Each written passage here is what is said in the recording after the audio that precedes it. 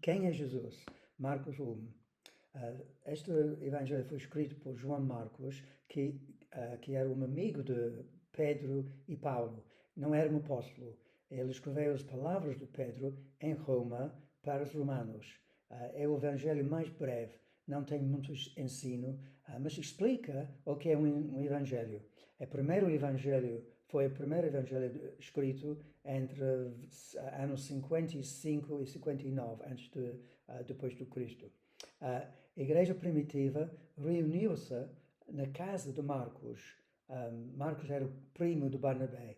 E o ênfase neste evangelho são as ações de Jesus. Como eu disse, não tem muito ensino.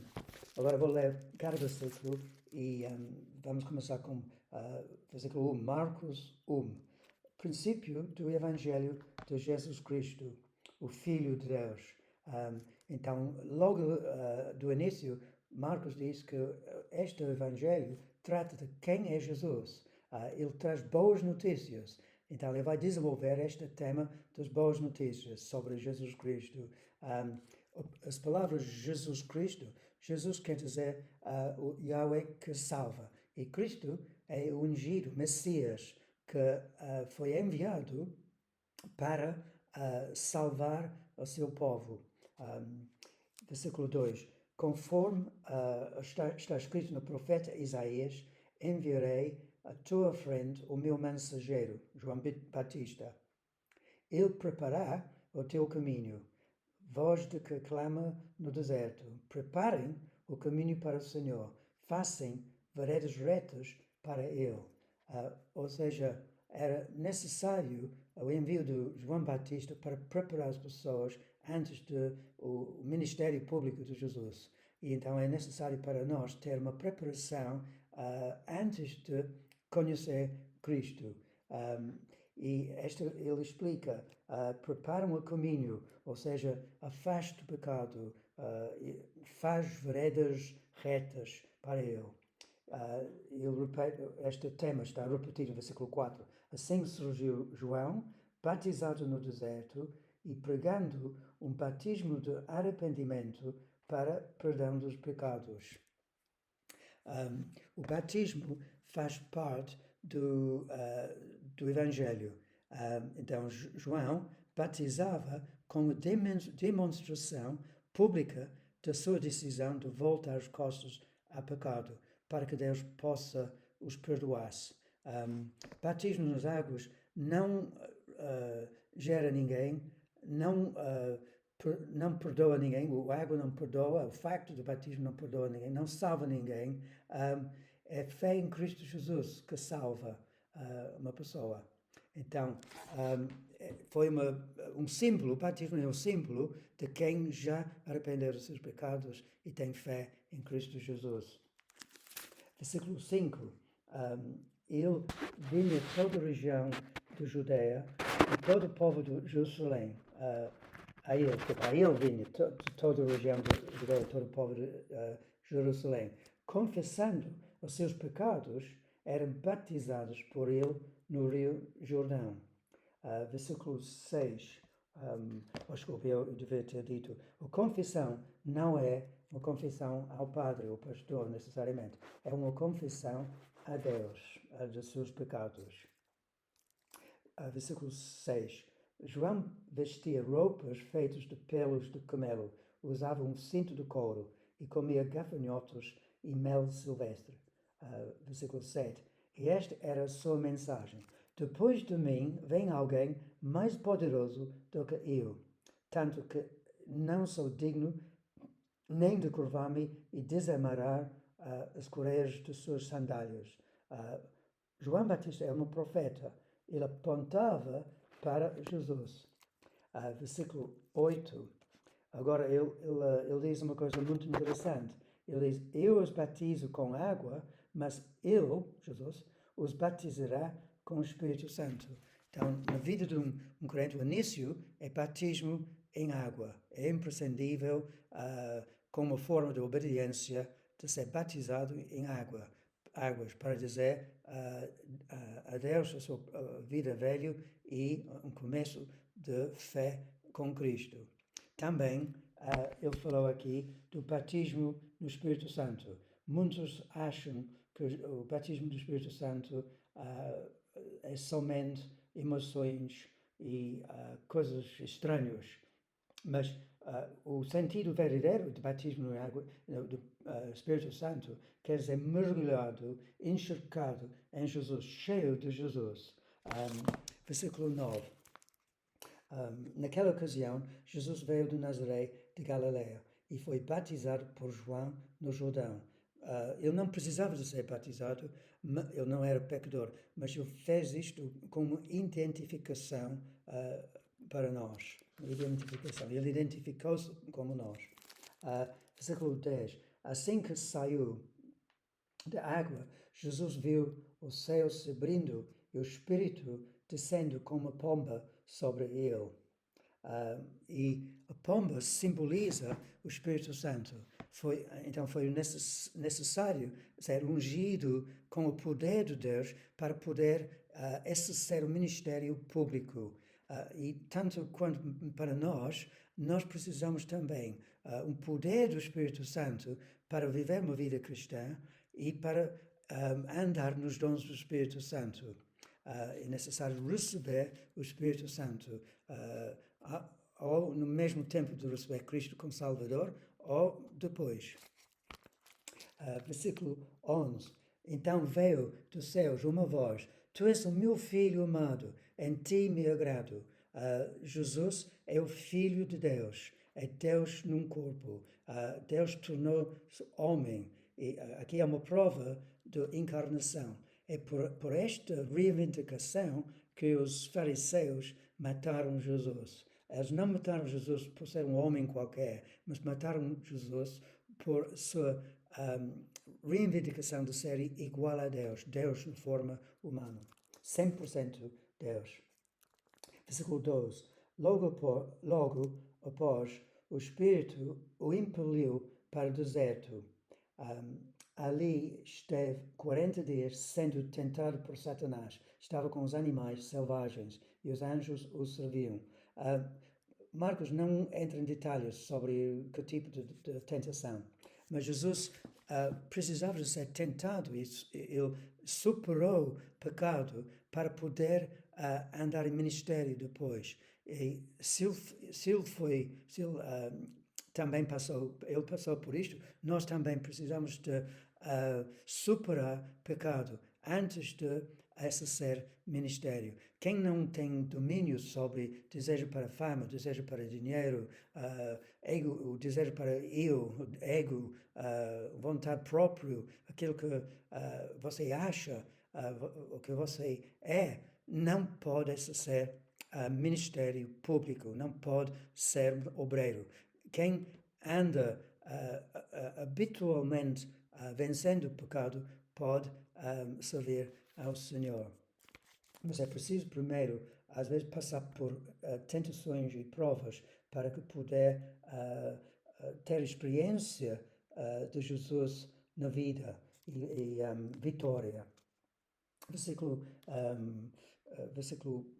Isto prova, versículo 13, que ele foi tentado por Satanás, e isto prova que existe o inimigo que se chama Satanás ou o diabo, que é o inimigo de Deus, é o nosso inimigo. Às vezes temos inimigos humanos, mas o inimigo maior de nós é Satanás. Ele é mentiroso, ele quer nos destruir por completo. Diz em João 10:10, o ladrão vem apenas para roubar, matar e destruir. Então é importante saber que o facto de existência do Satanás faz parte do Evangelho. Nós precisamos saber isto. Ser consciente do nosso inimigo, nossa luta contra potestades e poderes. Versículo 14. Depois que João foi preso, Jesus foi para Galileia proclamando as boas novas de Deus. O tempo, versículo 15, o tempo é chegado, dizia eu. O reino de Deus está próximo. Arrependam-se e creiam nas boas novas. Então, as boas novas são o facto que Jesus está a oferecer qualquer homem que deposita sua fé em Cristo Jesus vai ser livre de culpa, reconciliado com Deus, abraçado e resgatado. Agora, o reino de Deus significa que Jesus reina. E neste Evangelho, especialmente, temos exemplos onde Jesus reina com poder. É uma nova paradigma, maneira de viver quando Jesus reina em todos os aspectos da nossa vida. Sobre doença, sobre pecado, sobre desânimo. Ele traz paz e amor. E um crente já não anda com sua própria vontade, mas anda segundo a vontade de Deus. Ele é rei.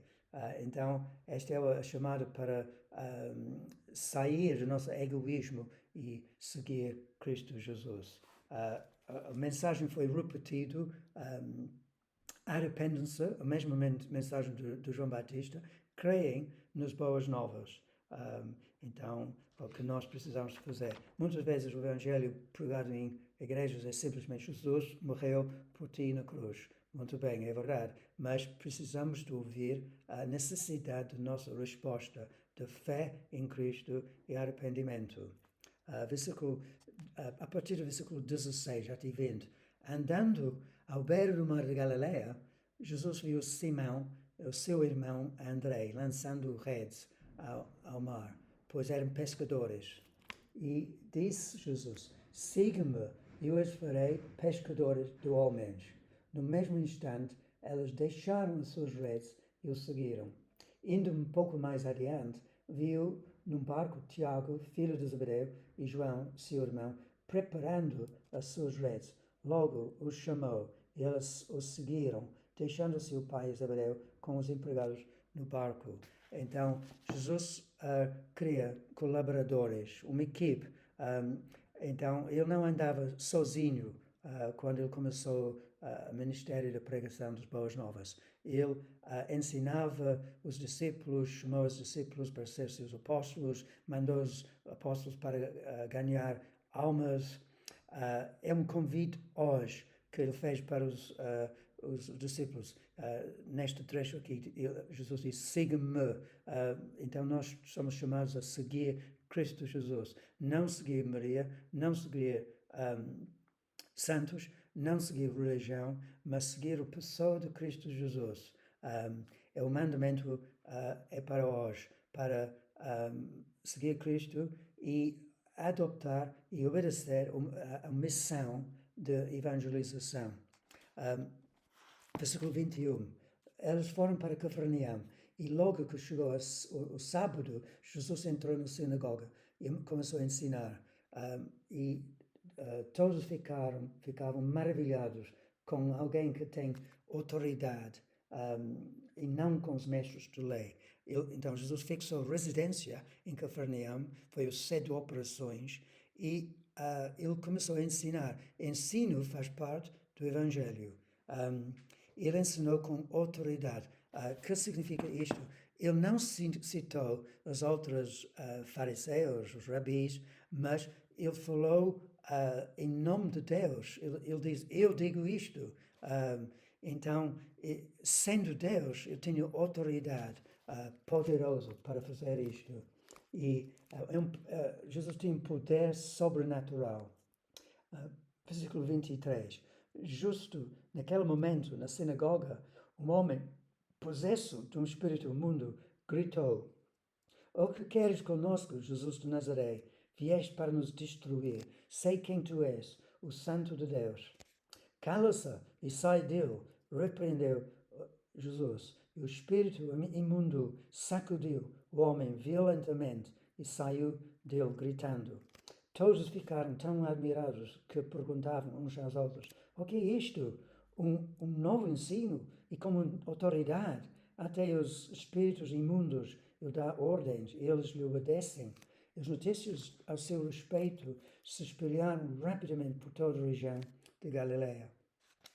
Então, Jesus expulsou um demônio e isto mostra que Jesus tem todo o poder sobre demônios e Satanás. E surge agora uma pergunta como é que as pessoas possam ser possessos?